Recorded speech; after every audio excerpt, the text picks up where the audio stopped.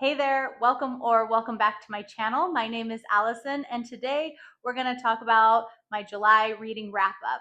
I'm going to share with you the books that I read this month. We'll start from my least favorite to my most favorite, give you my star ratings and my thoughts. So I know in the land of BookTube, reading 4 books in 1 month seems pretty low, but for me, as someone that used to read only 10 to 12 books a year, this is a lot of books. And so last year, in about the fall time, I started really reading a lot more to help curb my screen time. If you've been hanging out here, you know that I'm on a low buy journey. I'm doing Project Pan with all my clean and green beauty products, and I love to read. I have found it so enjoyable to break my screen time. I work full time, so I don't just have endless hours to sit around and read books, but I've been averaging about 3 to 4 books a month and love to share and talk about those reads here on this channel. My goal this year is to read 35 books, and at the end of July, I am now at 24 books for the year. So, feeling really proud of this month in July. I read 4 books. 2 of them were romances. One is a literary fiction book, and one was a YA fantasy book. Again, we're going to start with my least favorite read of the month and end with my most favorite. My least favorite book of the month was by no means a really bad read or a book I wish I didn't read. It was by Hazelwood, Love on the Brain.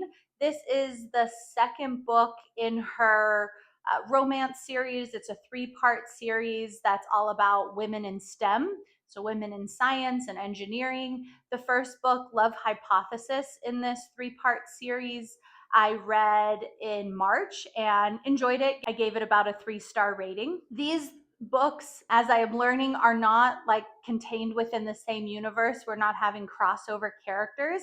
It's just a similar theme. So there is a third book in this series.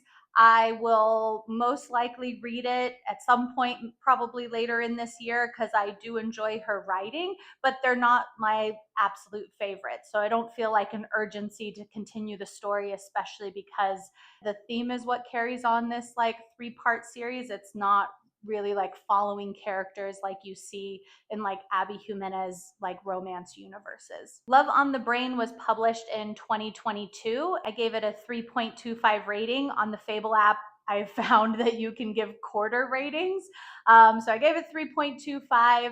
It wasn't my favorite because the trope of enemies to lovers, it's not my favorite romance trope. In this book, our main character, B and Levi, have been chosen to co-lead a project at NASA. B and Levi are both in their graduate programs, fastly approaching their PhDs. This is a big opportunity for them to be able to co-lead such a large project. B is in neuroscience, brain science, and Levi is an engineer. They have not seen or spoken to each other in years since undergrad. And so that's where their history comes from being enemies. B is certain that he absolutely hated her, like couldn't stand her, couldn't even stand to look at her. It's very much like one of those misinformation pieces where she was just reading the situation really poorly.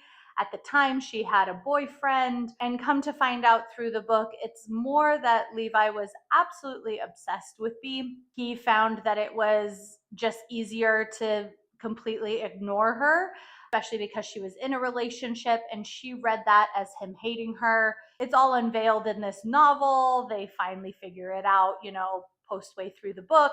It's not a super deep romance by any means. The reason why I read the second book in this series is because I do love how Allie Hazelwood really talks about, and both of her characters in the first book and the second book, these females in their PhD programs just really have a hard, challenging time in these industries, in this profession. Being women, they are constantly battling misogyny in these cultures. I really enjoy the feminist angle of this series, which is probably why I will end up reading the third one in this series. Allie Hazelwood is also a PhD scientist, and so I feel like she knows and has obviously lived through what it's like to be a woman in STEM. I can't imagine that it's easy, and the book just highlights a lot of that and doesn't it's not just focused on like the romance, heart eye emoji, and all of this. It is talking about, and we see the lead females in both the first book and again this second book would be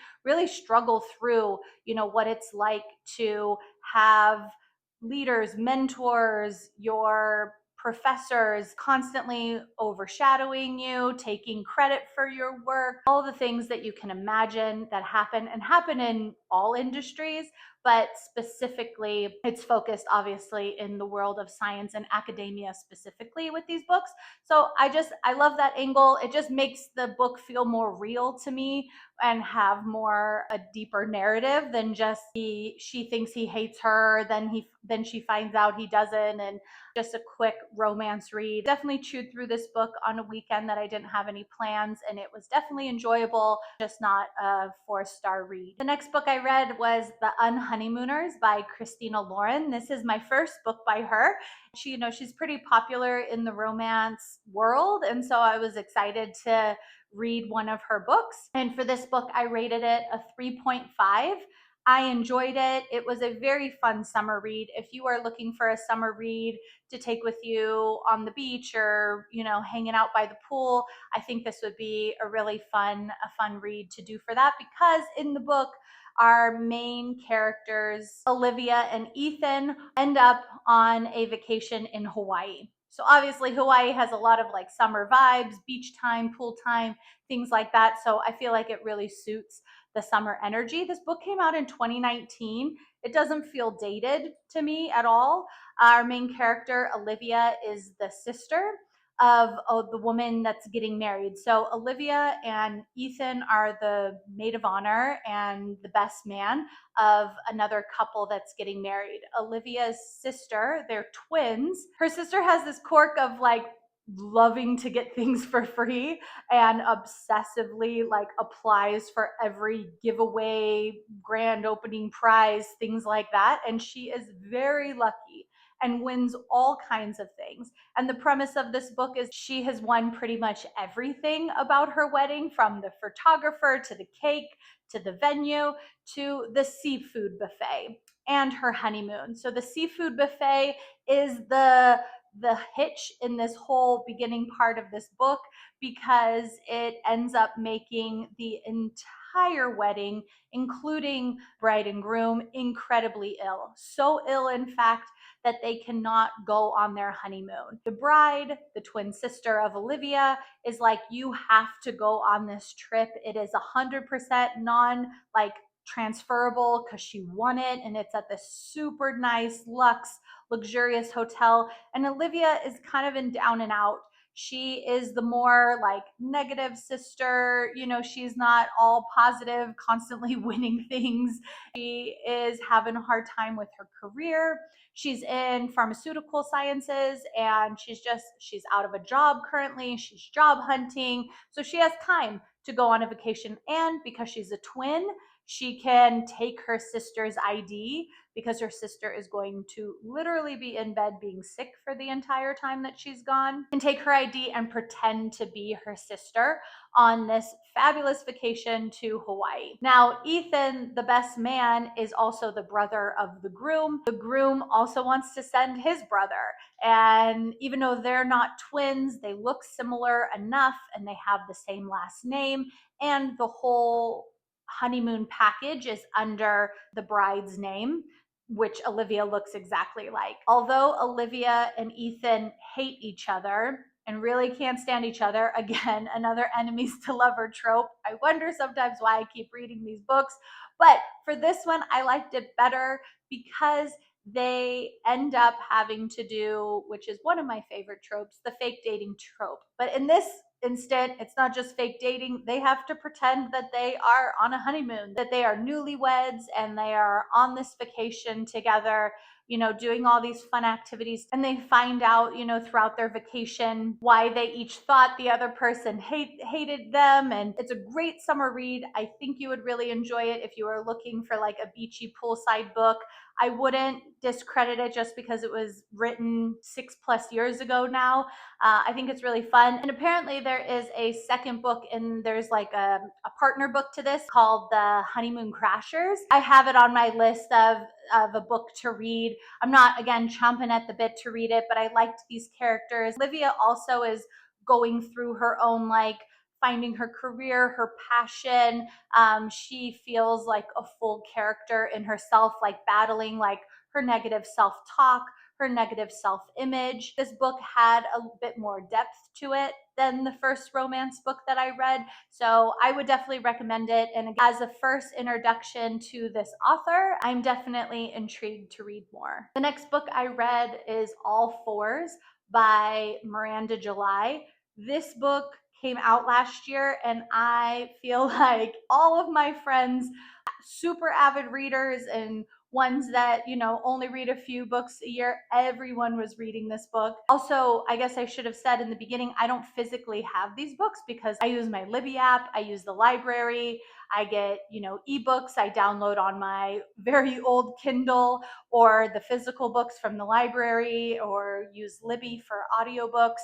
And so I have a whole video about how I get all my books on a budget and I don't spend any money really at all on my books, which is great. So if you wanted to check out that video, I will definitely link it down below for you. I don't have any of these books, so I realize that I don't have them to physically hold up for you like many booktubers do. Also, I just like to keep a more minimal house. Like, of course, I do have books, but now that I am reading so much more than I have in the past, I just don't want to be spending money on that many books a month, but also don't want to like collect and have this large collection of books. So I love the library, I love the Libby app, and that is where I get my books. Because sometimes when you read really popular books through the library, you have to wait weeks and weeks to get them. I finally requested All Fours about a month or two ago, and it took that long to get it. So All Fours by Miranda July, I gave a solid 4 stars. The reason for that is mostly just because I absolutely loved the writing. Miranda July is an incredible novelist. When you read a lot of like romances, there's a lot of like fluff and fun and this and that, but like the prose don't hit. Like, my favorite author of all time is Barbara Kingsolver, and she's such an incredible author. And I feel like Miranda July is like within that caliber. And even though this particular story of a woman that's 45, she's an artist in LA, and she heads out on this cross-country drive that she is proving to her husband that, she had to be in New York anyways, and she was going to like take control of her life, drive across the country and have this like big adventure, go to New York and then drive back. Well, she doesn't. And it's not a spoiler, you can read it on the back of the book. She makes it about a half hour outside of her hometown and ends up in a motel that she ends up making over, and has a wild adventure there of exploring herself, her desires. It touches so much on this time in a woman's life through perimenopause. I think that's why so many of my friends and women in general, especially millennial women, are talking about it, because to read a book that highlights and specifically focuses on this chapter of a woman's life is not very common. Most books are written about, women in their 20s and early 30s. And so this book is really, I really enjoyed like the storytelling, but the main character is very much an anti-hero of some kind. At least that's how she came off to me. I didn't really relate to her or the musings that are constantly churning in her head.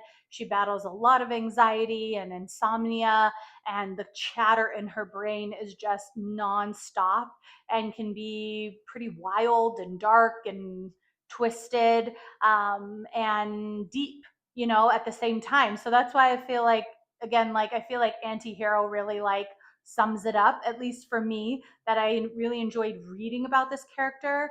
At times I was rooting for her, and at times I felt like I completely didn't understand her. Her and her husband's child that they are raising is non-binary. So that was really refreshing just to read consistently pages and pages and pages of as a person being referred to with they them pronouns. In many ways it felt so modern because she's an artist, they live in LA. It was written in 2020 or published in 2024. I enjoyed it for its writing, not necessarily the story that it took me on, if that makes sense. If you've read it, I'd love to know your thoughts below, because this, again, has been a book I've been hearing about for months. And so I'm really glad that I finally read it to be able to experience Miranda July's writing, which is, again, just like top notch. But the reason why I gave it 4 stars and not 5 stars is because the story itself just wasn't my favorite. The last book that I read in the month of July is my favorite and is actually a 5-star read. It is The Girl Who Drank the Moon by Kelly Barnhill. And this book is a YA fantasy book. It was recommended to me by a friend. I just absolutely loved it. The storytelling was so fun, but surprisingly deep for a YA book. This book came out in 2016, but I really feel like you should find it. You should read it if you like fantasy at all. There's obviously like no romance in it. It's just like witches in the woods with dragons and bog creatures and towns around the bog where there's like a free city and a not free city, and the education and the access to knowledge for the free city versus the not free city. I feel like, especially in 2025, there are so many parallels with this book. This book was so good that I ended up getting the Audible version of it and wanted to listen to it with my husband because we've been going on so many road trips this summer, and it was a great road trip like listen. So if you have a road trip coming up, there's still another whole month plus of summertime. I would really recommend listening to this book. It was just, again, it was surprisingly deep. The main storyline is that we're following the journey of Zan taking Luna, the latest baby that's to be sacrificed, and over the next 13 years raising her as her own, because she realizes that she has some of these witch tendencies and magic within her. It's such a good story. Download it. I promise you won't be disappointed. My friend knocked it out of the park with this recommendation. I am definitely going to be seeing what other books this author has written. It was one of those books that like we would pause it in the car and then we would like be talking about it and like, oh my gosh, and I can't believe that happened, and what is this? And it's just like, it was so good. So I really recommend that if you are looking for a lighthearted fantasy book, but that has some depth to it and good characters, like definitely check out The Girl Who Drank the Moon. All right, everyone, that is my July wrap up. I hope that you enjoyed it and that you got some great book recommendations. If you'd like to keep watching more about books, I will definitely link this video here, the one that I was talking about earlier in the video, where how I get all of my books, for free and on a budget. And I hope that you will check that book out if you are becoming an avid reader to break your scrolling time or your screen time. It has been super helpful for me to be reading more than time that I'm spending scrolling on social media. If you are looking for ways to break your scrolling habit, I've created a free guide, my top tips for breaking your scrolling habit. I will link that guide down below as well for you to be able to check out. I would love for you to. And of course, I would love for you to subscribe to my channel. Come hang out with me as we talk about low-buy journeys, intentional living, and the books that I'm reading. I hope that you have a really great day, and I will see you in the next video. Bye, everyone.